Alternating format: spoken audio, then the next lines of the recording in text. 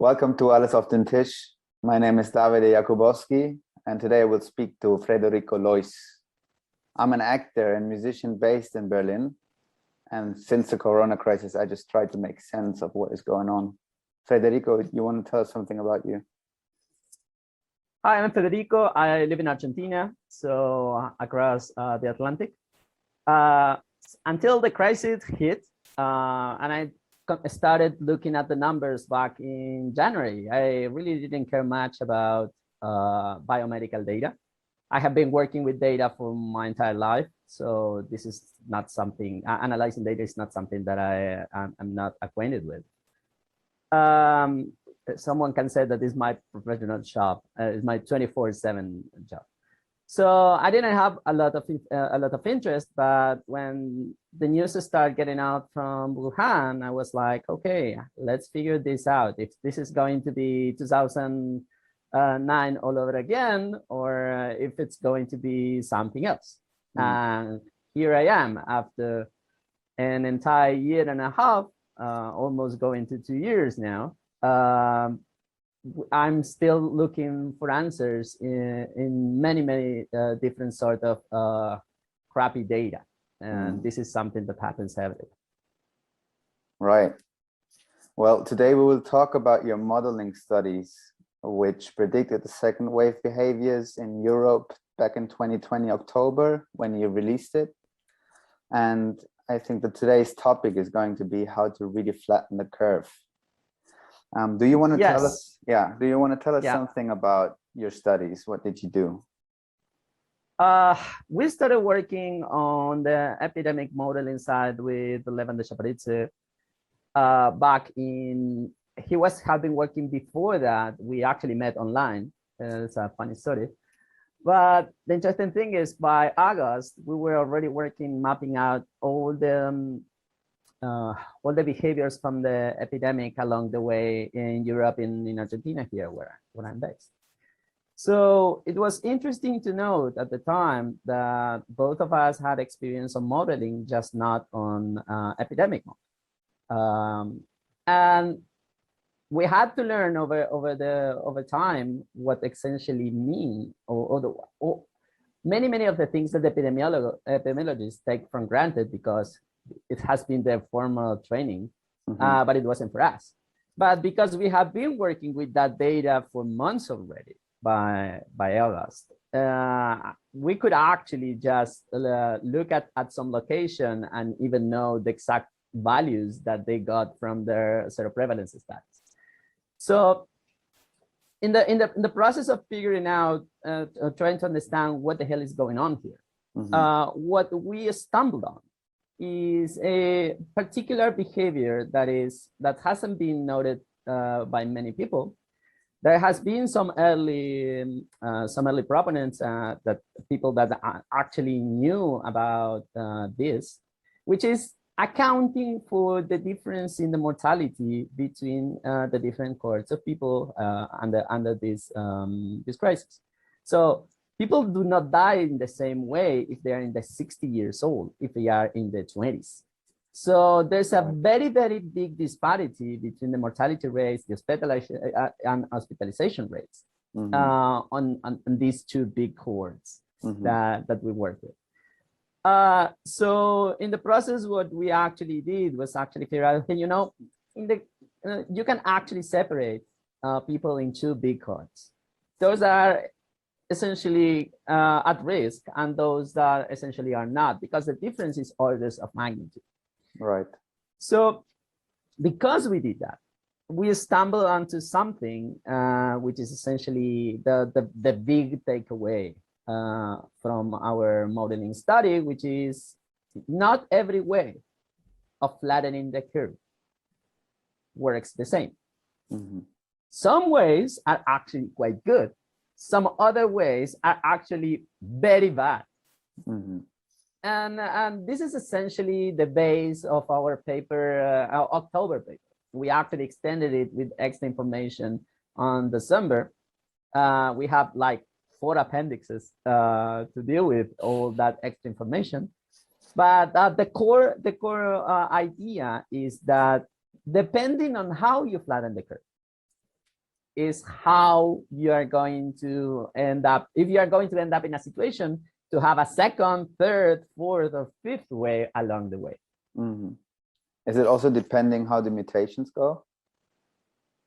The mutations the only thing that does is if you have a mutation that is faster, that as it has been shown in real life.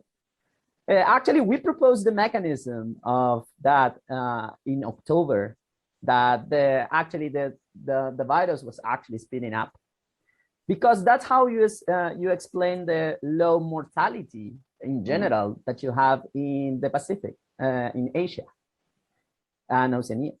So we actually proposed the mechanism of a slower virus that, because of its characteristics and the specific cohort that it attacks, you can actually miss it as the seasonal flu. There's certain parameters that allow you to miss it, but they accrue enough immunity along the way for essentially not registering when you are actually looking for. So it's interesting to note that now that we have faster viruses, you have spikes in places like India, Laos, even now Australia cannot contain it in the same way that they were able to do before.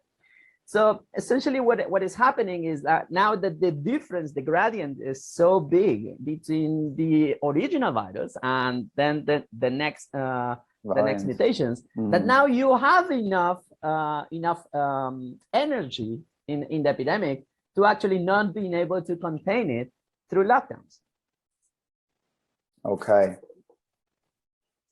So you were seeing a difference in between the countries, also how they managed, because when they put the lockdown in order, right?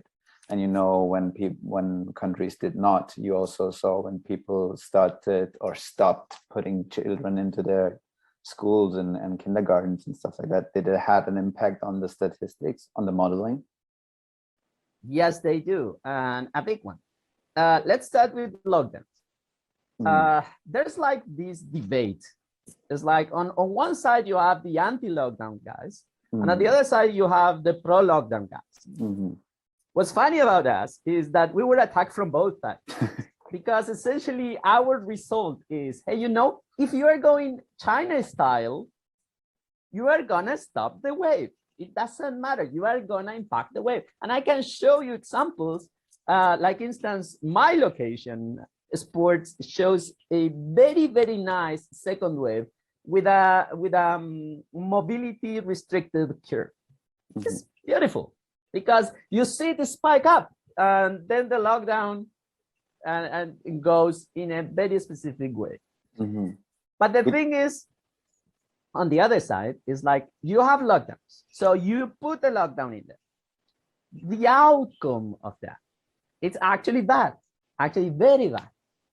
Because what happens is now you equalize the probability of both younger and adults to get infected.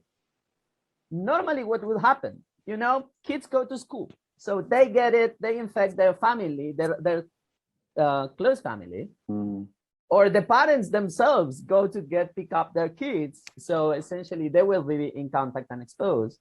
But because on the other side, these are usually young people, they have very low hospitalization rates and very low mortality rates. Right. On the other hand, you have the other cohort, which is the grandpas, my grandma, okay, and my grandpa, in where, they don't go out much. You're not going to find them on the disco by any means. In the park, okay. Right? Yeah. Yeah. And if they go outside. So it's like they have very, very low probability of being exposed massively.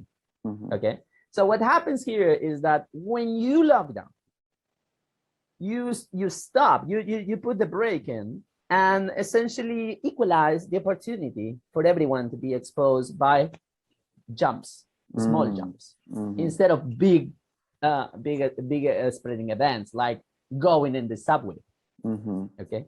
So what happens is that forces, it changes the way the epidemic spreads. And because epidemics are not going to stop until either you have a vaccine that is essentially sterilizing, or on the other hand, you have enough community immunity for actually to stop, you're going to have an outbreak, a latent outbreak out there. So the more you push that concept of equalizing the probability for everyone, the more time you take. But in the long run, in the time that it takes for you to build immunity, more elderly die, more of the vulnerable will die. And the reason why, yeah. Yeah, and people with comorbidities as well, right? Exactly. So essentially the result that had all the anti-lockdown against us, it was like, it's sacrilege that you can say that a lockdown will stop the wave. Yes, it does. The problem is what happened later. Right. And the reason why on the other camp, the pro-lockdown, were like screaming at us is because the result is, if you let those young and healthy that have absolutely, I'm not saying no risk, because there's risk in everything, of course, but has a very, very diminished risk, orders of magnitude diminished risk.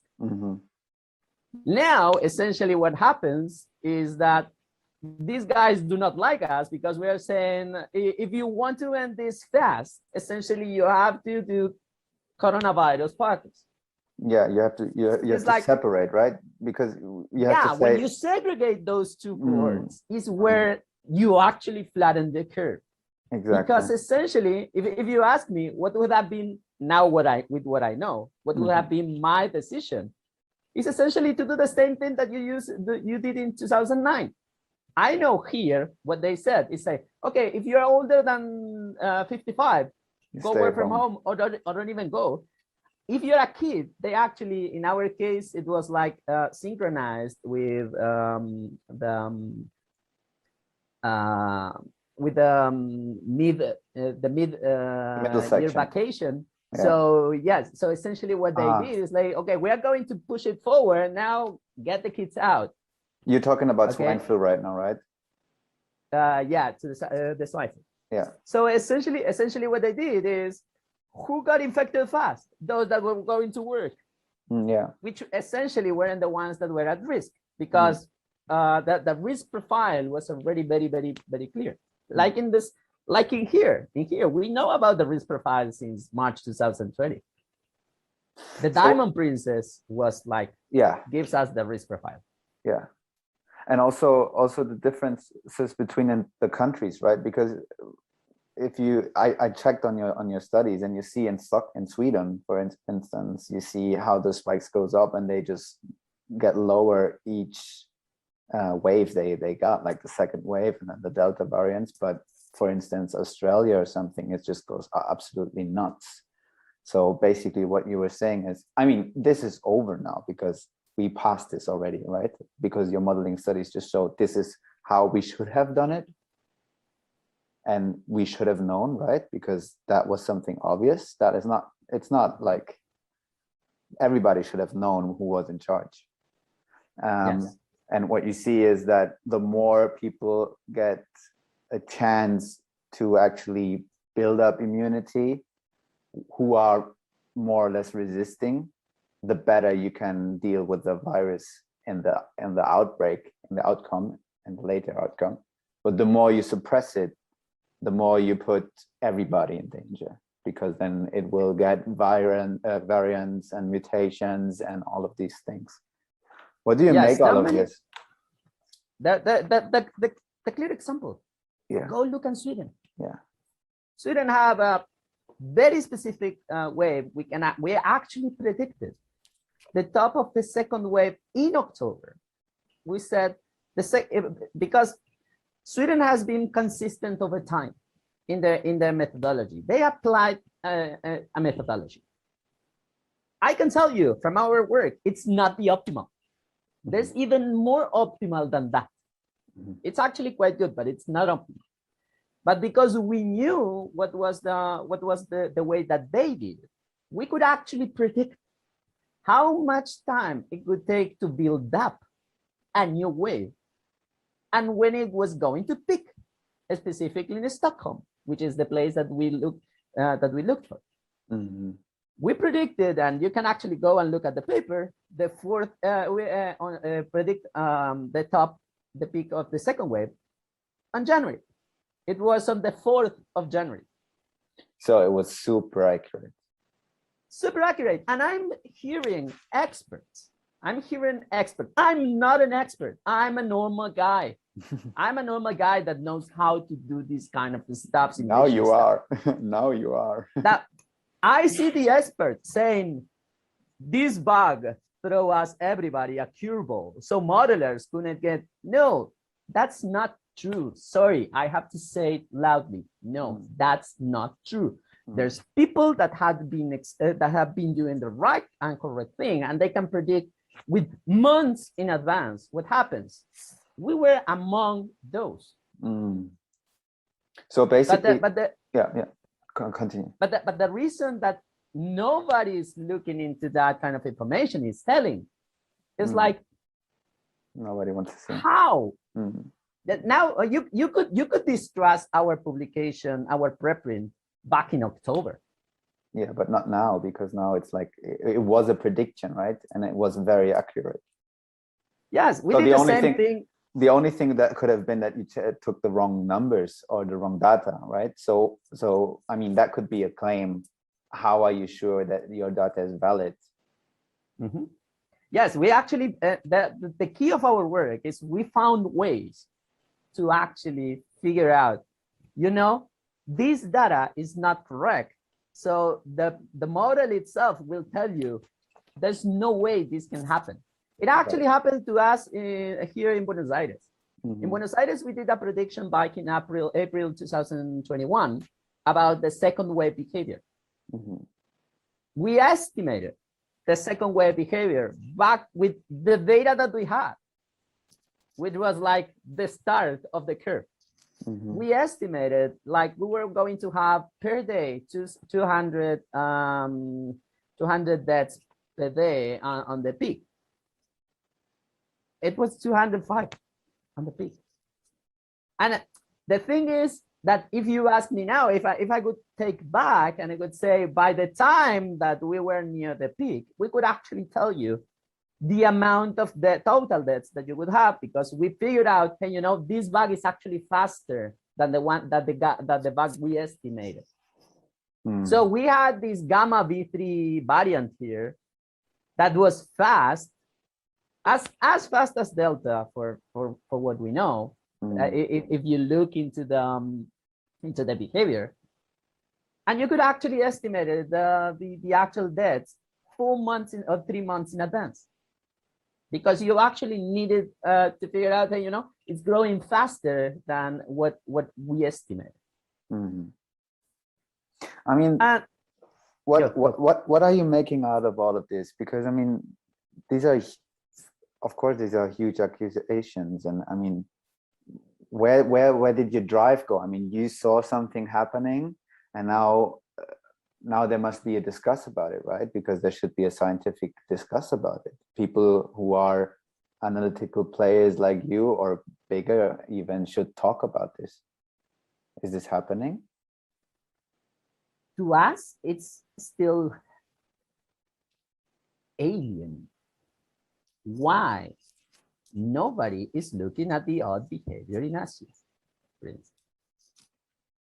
Why these countries with entirely different approaches? Because Australia, New Zealand, Laos, Vietnam, Cambodia, China, Japan, all these guys do entirely different things. Totally different, yeah. There's no correlation whatsoever. And all these guys on the first one with the wild type, the first virus, they all could control. Meanwhile, you look into the other side of the world. You go to the US, to Argentina, to Sweden, to Germany, England, Spain, Italy. It doesn't matter where you look. Yeah. The behavior is totally different. Yeah. Lockdowns did absolutely nothing. Mm. Mm. It was So, probably because they were exposed to the virus and didn't know. yes, So essentially they that's reached, our hypothesis. That's our that's hypothesis, and yeah. essentially The hypothesis is they reached herd immunity, or at least some part of herd immunity, way earlier than they even right. enough so you could actually impact through suppression Mm. the epidemic behavior.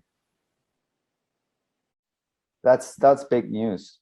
I mean, um, I'm afraid we are reaching the end of these conversations, which I would like to stretch like 3 hours more, because you have a lot to say. I think it would be nice to end with the last question that I would give you, like that would be, what are you doing this for? Why are you still continuing this work? I mean, you're exposed. Well, if you think about it, I'm not doing this for me. I'm doing this for my kids. Because essentially, this is probably going to happen again. And the reason why is we have the ability now to measure like everything. So you can actually create a scares pretty fast. You just detect a new type of virus. Oh, hello, it's here. Probably has been here for a long time, but now you know it. So this is gonna happen over time.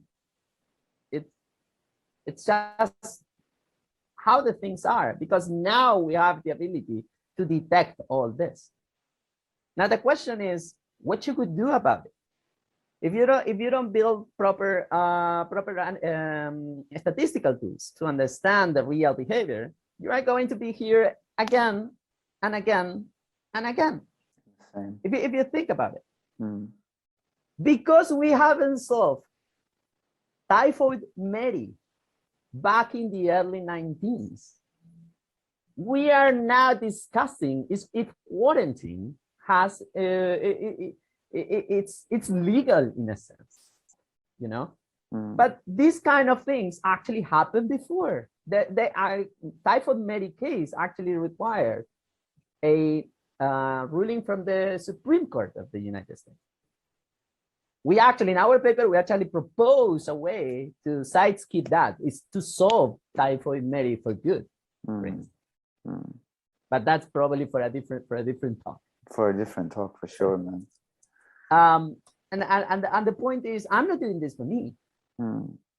I'm doing this for my kids, because eventually they will be if not 20 years, 30 years, 40 years, but at some point in their lifetime, they will be in the same situation again. We have been in this situation before. So if I don't do it, if nobody is doing, okay, I will do it. I love that. I really hope that we are coming to a part where we will do science again and people talk and discuss and disagree and find better ways. Yeah, right. Disagreement is key. Is how science is built. Yeah, right now. Everybody is the expert says, science says nothing. Nothing, right? Science is about disagreement. It's about testing you wrong, not testing you right. And then you're right forever. That's absolute nonsense, right? That's a nonsense. I'm encouraging everybody to look up for your studies. You can find it online on your Twitter, and we will probably also put a link in it. Yes, definitely. We'll send you a link. Yeah. And I am very grateful to have had this conversation with you, Federico. Same with you. Thanks.